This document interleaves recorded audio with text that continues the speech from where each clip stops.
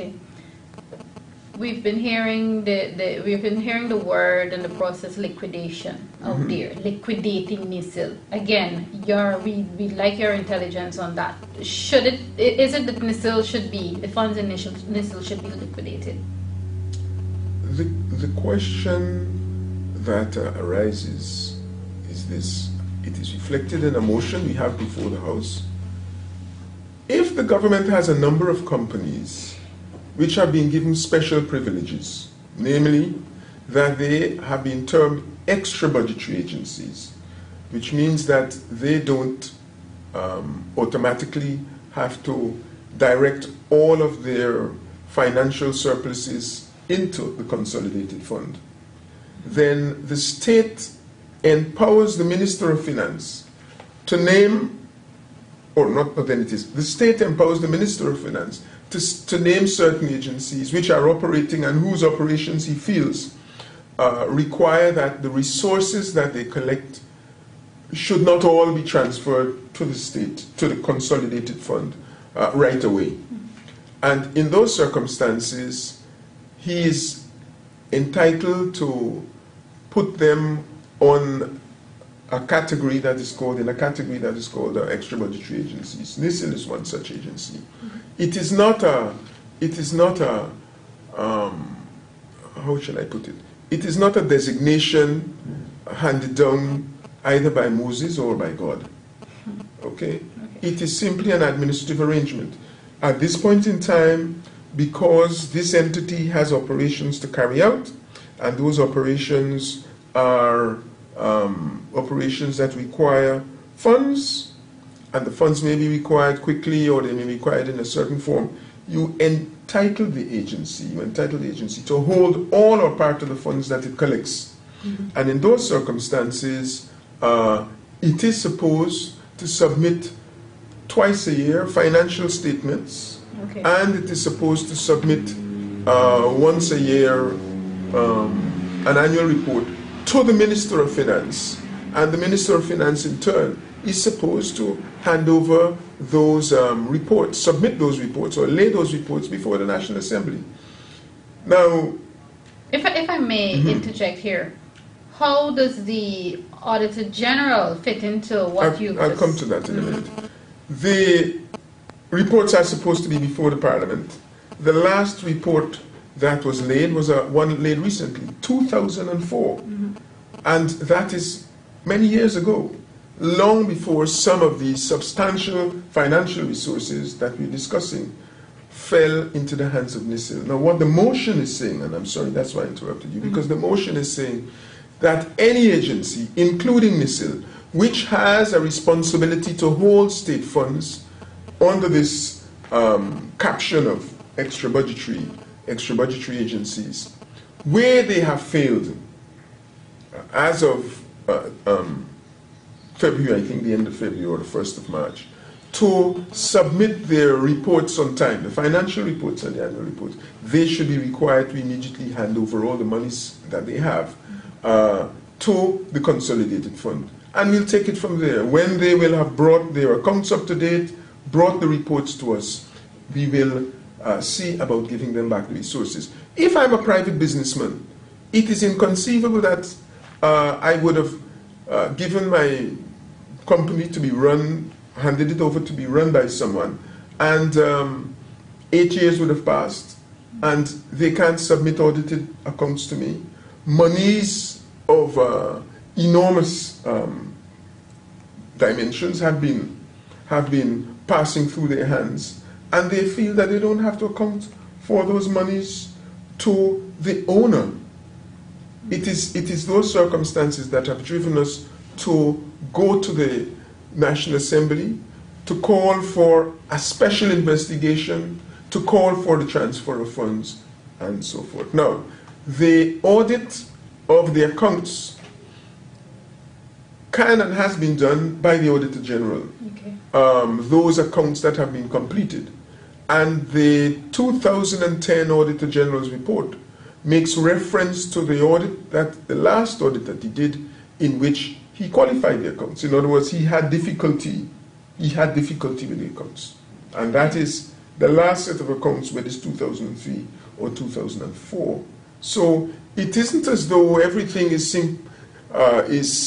straight and in order within the entity. It's only that for some peculiar reason it happens to be late. There are problems there, and that is the thing that is troubling us. When such large amounts are involved, when rather unusual arrangements are involved, when personal gain is associated with the disposal of assets of the company. Assets in Kingston along Lamaha Street have been disposed of by this company, and they've been disposed of to members of the government. The members of the government, including the Minister of Finance, have been given resources in trust. Do you know what I mean? They are trustees. They are supposed to be looking after the state's resources. You will not expect a trustee to be giving the resources that they're supposed to oversee to themselves. And this, as far as I'm aware, and we need to investigate this further, but judging from the court case, the resources belonging to the state, especially as regards lands and properties, have been appropriated, if not misappropriated, by members of the government for personal gain. The intention of the law, certainly when NICIL was established, it was never envisaged. The explanatory note makes no reference to the desirability or the intent that NICIL would be an instrument by which the government gives the members of the government, the members of the government, resources for their private purposes. That was never the intention of the law, and it is, unacceptable that that should be going on at a time when the law gives those persons the responsibility for looking after the state's assets. And we have seen that a number of masks have been used in the operation of NICIL so that the transfer of resources to themselves as ministers, members of the cabinet, friends of members of the cabinet, the circumstances under which the transfers have been made have all been murky. Either they have been grants or they have been given in circumstances where prices are not market determined, they're questionable, okay? As with telecoms, as with the sale of properties in Kingston, as with the handing over of lands in various parts of this country. We have an astonishing situation in which the government instructs a government entity to give lands to NICIL. NICIL receives the lands. NICIL disposes of the lands to friends and cronies of the government for next to nothing. Those persons then demarcate the lands, sell them, and leave persons acquiring land in a situation where you know there will now be demands on the state to upgrade the infrastructure. So all those who have received the lands and made profit from selling them at a multiple of the price at which they receive them is to demarcate those lands. And you know, as with squatters in this country, people do things illegally. I'm not saying the buyers of the land would have done anything illegal, but the squatters would have located themselves on lands illegally, fully knowing that they're not supposed to be there. When you try to urge them or upbraid them, they are reluctant to take advice. But 10 years down the line, they complain that they don't have adequate sanitary facilities, the infrastructure in terms of roads, drainage, and all these things are inadequate. Are they not citizens? Why shouldn't they be provided with resources? The reason why they shouldn't be provided with resources is that they occupied lands fully knowing the risks associated with those lands, fully knowing there was inadequate infrastructure. In this particular case, you have a variety of persons establishing schemes, not putting in adequate infrastructure, and leaving the taxpayer in a situation where the taxpayer's resources are given for next to nothing to a so-called investor. The investor makes a killing by selling the land at a multiple of the value or the price at which they received it. And now the state is going to be expected to take the same taxpayers' money to upgrade those lands. Otherwise, as within in the squatting areas, people in surrounding areas find their health in jeopardy because the drainage leads to risks of disease and epidemics. And that is why it is important that a state-owned entity behaves in a manner consistent with the responsibilities of the state, not behave as though they are robber barons, hustling to steal taxpayers' resources and claiming it to be their own personal assets and resources to dispose of as they see fit. This is unacceptable, it is wrong, and it is illegal. Okay. Well, I'm quite happy that you took time out to clear that up today. But finally, before I let you go, this, may be a bit of a stretchy question, as I like to call it. Now, in one of today's newspapers, we see the head of NICIL, Mr. BRASSINGTON, being quoted as saying, but I'm not going to quote him, to use the language that everyone would understand, saying that, okay, prove wrongdoings in NICIL, and I'll quit. Any thoughts or comments on such a statement from you, sir?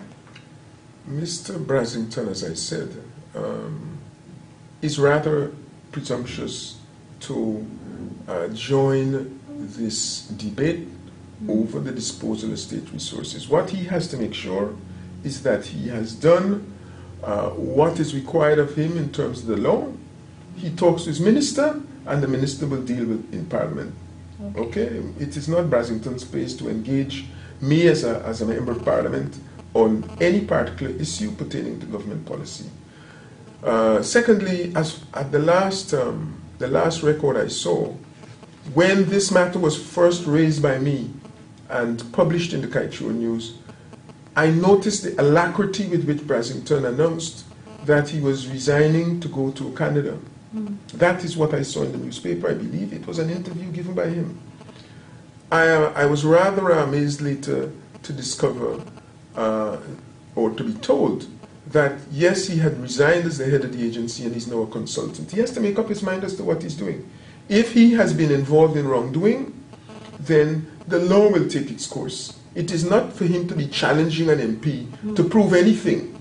Okay? That was a ploy used by President Jagdeo. It has proven to be rather silly. Okay? It is not a debate where you are arguing over who made how many runs and you're doing it over two bears. This is a serious matter. Okay. It is a serious matter. And as far as I'm concerned, there is no exchange to be had with Mr. BRASSINGTON on these matters.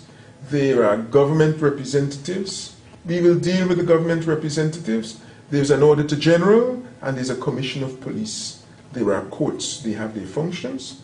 Okay? As the legislature has its own functions, and those procedures and processes will unfold as we go through this exercise. So he might be well advised not to spend his time seeking to short circuit that process by bluffing. Okay. Thank you very much, sir. Thanks for coming and clearing up exactly what's happening with NICIL. Okay, it's a pleasure. And viewers, thank you very much for tuning in, and I'll see you next time.